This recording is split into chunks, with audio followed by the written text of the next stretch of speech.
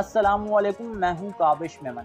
कराची से एक अफसोसनाक स्टोरी सामने आई है और आप यकीन करें कि इंतहाई अफसुर्दगी और इंतहाई दर्दनाक अंदाज में ये वीडियो इस वक्त मैं रिकॉर्ड कर रहा हूं। मुझे नहीं पता कि मैं किन अल्फाज में और किस अंदाज में इस वीडियो का आगाज़ करूं, लेकिन जब ये स्टोरी मैंने पढ़ी तो यकीन करें मेरे रोंगटे खड़े हो गए। मुझे नहीं पता कि मैं उन दरिंदों को, उन लानतियों को किस अंदाज में उन पर बात करूं, किस अंदाज से मैं उन पर लानत भेजूं, मुझे नहीं पता। लेकिन मैं कोशिश करता हूं कि मैं आपको ये स्टोरी बता सकूं, समझा सकूं कि किस तरीके से ये वाक़या पेश आया, पुलिस अब तक किन मराहिल पर पहुंची है, जो पोस्टमार्टम रिपोर्ट है वो क्या कहती है। तो आगाज़ करता हूं मैं अपनी वीडियो का।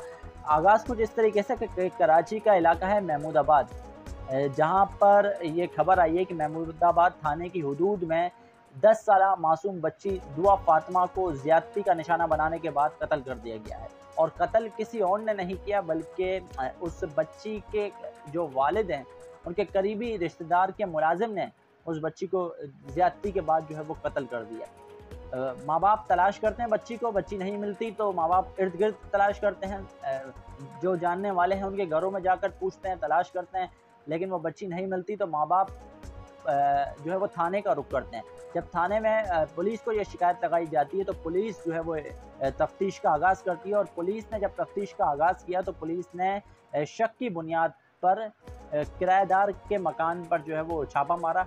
और जब उनके मकान में छापा मारा तो वहाँ से बच्ची की तशद्दुद लाश बरामद हुई। इब्तदाई तौर पर जो है वो बच्ची की लाश को जिना अस्पताल मुंतकिल किया गया, जहाँ पर डॉक्टर्स ने बच्ची का जो है वो पोस्टमार्टम किया। और पोस्टमार्टम रिपोर्ट में ये बात सामने आई है कि बच्ची को ज़्यादती का निशाना बनाया गया है, जिस्म के मुख्तलिफ आज़ाब पर तशद्दुद के निशानात मौजूद हैं।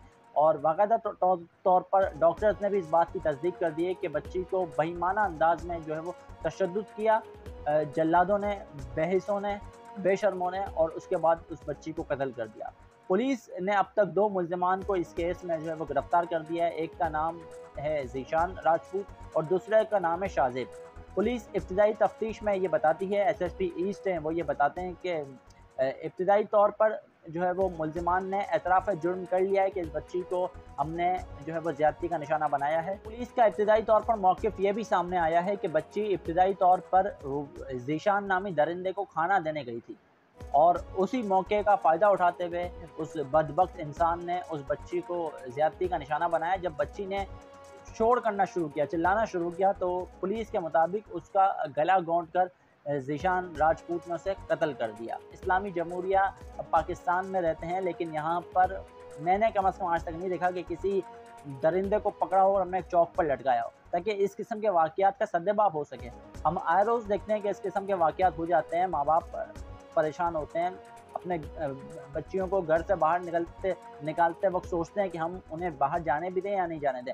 मतलब अब अपनों पर भी जो है ना, माँ बाप को वो डर लगने लगा है कि कहीं हमारी बच्ची के साथ कुछ गलत ना हो जाए, क्योंकि वो इस किस्म के वाक़यात जब मीडिया पर देखते हैं, जब वो सोशल मीडिया पर देखते हैं, तो वो परेशान हो जाते हैं कि मतलब हम क्या करें। और इस किस्म के वाक़यात बढ़ते जा रहे हैं। मतलब माज़ी में हमने इस किस्म के वाक़यात देखे कि जब मामू ने ज़्यादती का निशाना बना दिया, चाचा ने ज़्यादती का निशाना बना दिया, बाप ने ज़्यादती का निशाना बना दिया, तो मतलब हम गैरों पर तो छोड़ दें, मतलब जो अपने हैं उन पर भी अब ट्रस्ट करना बड़ा मुश्किल हो चुका है। तो इस किस्म के वाक़यात जो है वो सामने आ रहे हैं और मैं समझता हूँ कि यहाँ पर जो हमारे इदारे हैं उनकी बड़ी रिस्पॉन्सिबिलिटी है कि इस किस्म के लोगों को पकड़ें, इस किस्म के लोगों पर सख्त से सख्त मुकदमात चलाएँ, उन्हें सख्त से सख्त सज़ाएँ दिलवाएँ। क्योंकि ये नहीं हो सकता कि 5 साल सज़ा हो गई, 10 साल हो गई, उसके बाद आके वही वो हरकतों पर शुरू हो जाए। नहीं, जब तक इनमें से कुछ दरिंदों को पकड़कर चौक पर नहीं लटकाया जाएगा, सरेआम नहीं लटकाया जाएगा, मैं नहीं समझता कि इस किस्म के वाक़यात का खात्मा हो सकता है, बल्कि ये वाक़यात जो है वो बढ़ते चले जाएंगे।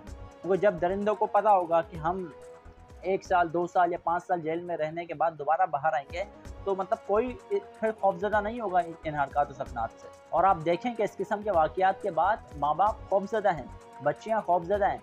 माँ-बाप इसलिए खौफज़दा हैं कि अगर बच्ची स्कूल, कॉलेज, यूनिवर्सिटी, दफ्तर जाती है तो माँ-बाप दुआ करते हैं कि बच्ची सही सलामत घर आ जाए।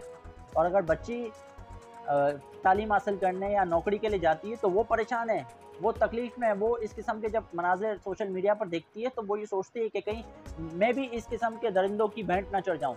तो मैं समझता हूँ कि यहाँ पर मीडिया को ख़ास तौर पर नज़र दौराने की ज़रूरत है कि कम से कम इन चीज़ों को ज़्यादा हाईलाइट किया जाए, क्योंकि मैं देख रहा हूँ कि ये चीज़ें सिर्फ सोशल मीडिया के ज़रिए फैलती हैं और मेन स्ट्रीम मीडिया इस पर खामोशी तानता है। तो मेन स्ट्रीम मीडिया जहाँ पर पॉलिटिक्स को बहुत ज़्यादा कवर करता है, जहाँ पर मिर्च मसाले वाली खबरों को बहुत ज़्यादा दिखाता है, तो मैं समझता हूँ यहाँ पर मीडिया की बड़ी रिस्पॉन्सिबिलिटी है। और मीडिया ने नो डाउट, मतलब इससे पहले जब दुआ बच्ची का केस हुआ था, उससे मीडिया ने बहुत अच्छी आवाज़ उठाई थी और उसके बाद हमने देखा था मुल्ज़िमान गिरफ्तार हुए, उनको सख्त से सख्त सज़ाएँ हुई।